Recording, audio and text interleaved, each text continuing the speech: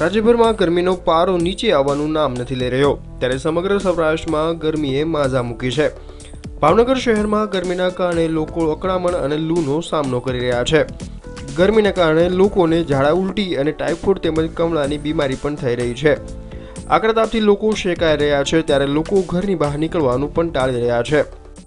ખાસ કરીને લૂ લાગવાથી તો માણસ જો સમયસર સારવાર ન રહી તો સ્ટ્રોકની સામે મૃત્યુ પણ પામે, પણ લૂ ન લાગે ને આગળના સ્ટેજમાં શરીરમાંથી પાણી વહી ગયું, ડિહાઇડ્રેશન થયું હોય ત્યારે હાથ પગમાં હાડકામાં દુખાવો એવું વધુ થાય છે। ઉનાળામાં પાણીની તંગીની હિસાબે પાણીજન્ય રોગો જેવા કે ઝાડા ઉલટી કમળો ડિસેન્ટ્રી આ બધા રોગો વધુ થાય।